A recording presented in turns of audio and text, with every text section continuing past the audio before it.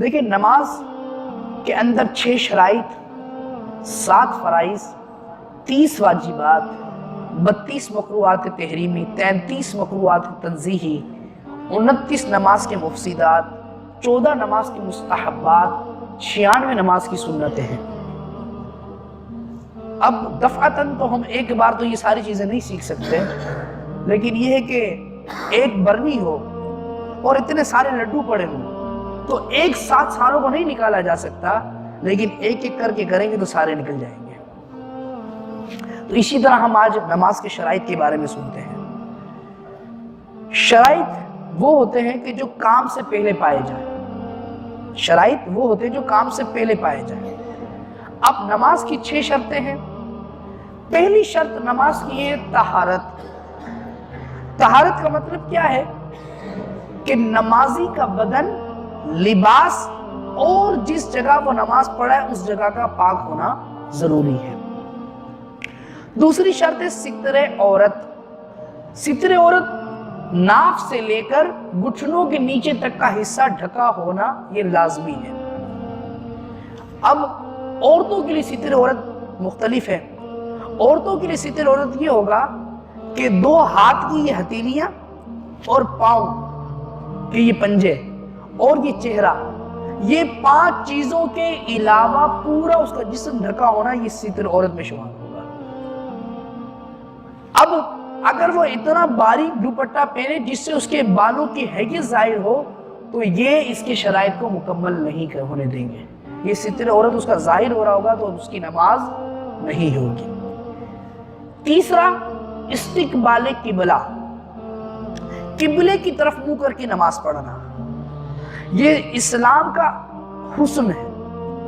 دیگر مذاہب کے اندر چلے جائیں، وہ جدھر منہ کر کے عبادت کر رہے ہیں، امریکہ والا کس طرف کر رہا ہے، پاکستان والا کس طرف کر رہا ہے، لیکن اسلام واحد وہ مذہب ہے کہ پوری دنیا میں مسلمان کسی بھی خطے میں کھڑا ہو، لیکن حکم یہ ہے کہ وہ اتحاد اسلام میں یہ ہے، اتفاق ایسا ہے کہ وہ تمام کے تمام، چاہے یورپ والا ہو، چاہے امریکہ والا ہو، چاہے پاکستان والا ہو، چاہے ہندوستان والا ہو، کہیں کا بھی ہو، لیکن وہ جب نماز ادا کرے گا تو اپنے رخ کو کعبے کے سامنے کرے گا۔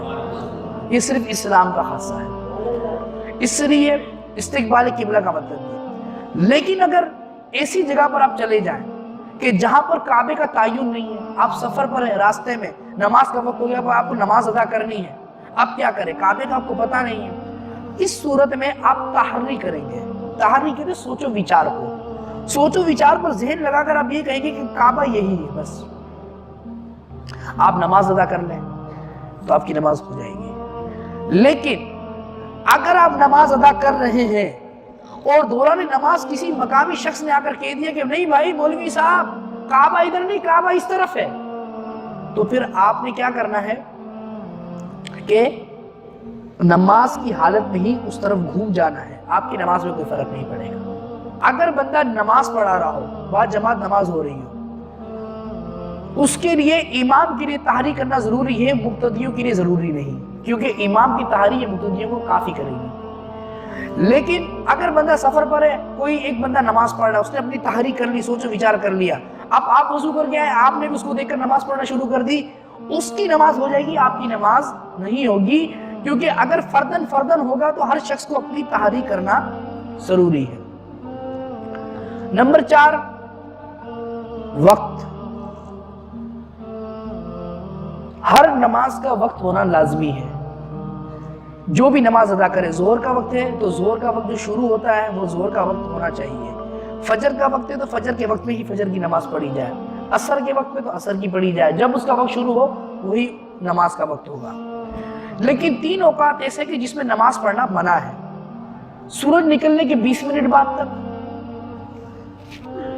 پھر سورج نکلنے کے غروب ہونے کے 20 منٹ پہلے تک، اور پھر دوپہر میں جس کو ہم زوال کا وقت کہتے ہیں، حالانکہ زوال کے وقت نماز پڑھ سکتے ہیں، صحیح لفظ ہوتا ہے نصف النہار، دحوہ کبریٰ، صحیح لفظ یہ ہوتا ہے، لیکن زوال کے وقت کا سورج ڈھلنا شروع ہوتا ہے اس وقت ہم نماز پڑھتے ہیں، لیکن عوام میں یہ مشہور ہے کہ زوال کا وقت۔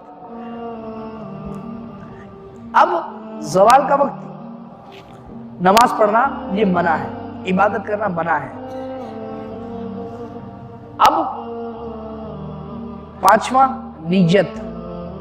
नीयत दिल के इरादे को कहते हैं। दिल में इरादा हो कि कौन सी नमाज अदा कर रहा है। और नीयत का अदना दर्जा ये है कि कोई शख्स अगर आपसे पूछ ले कि अभी आपने नमाज कौन सी पढ़ी, तो आप उसको फौरन ये बता दो कि मैंने फुला नमाज पढ़ी। अगर आप फौरन बता ना सको तो आपकी नमाज नहीं होगी, क्योंकि आपकी नीयत ही नहीं थी। अगर नीयत होती तो आपको फौरन पता होता। ये नीयत का अदना दर्जा बता।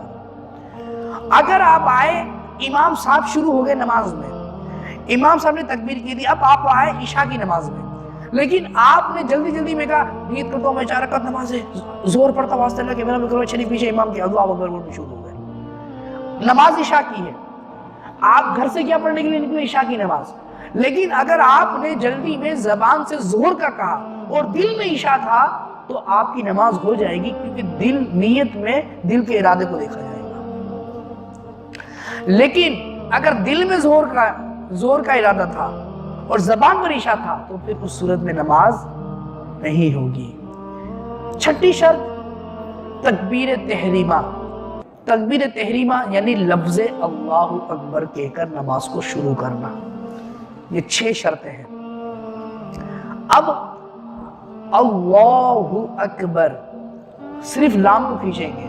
अगर बात सुनो अल्लाहु अकबर, अगर आपने पहले अलीफ को खींचा तो इसका मतलब हो जाएगा क्या अल्लाह बहुत बड़ा है, यानी कि इस्तिफामिया बन जाएगा, इंट्रोगेटिव इंग्लिश में कहते हैं गालिबन, कि सवालिया बन जाएगा ये। इसलिए अल्लाहु अकबर इमाम के लिए भी लाजिम है कि इमाम जब खड़ा हो या उठे या जाए तो वो जब खींचेगा तो वो अल्लाह के नाम पर जो खड़ी हरकत है उसी को खींचेगा, अल्लाहु अकबर।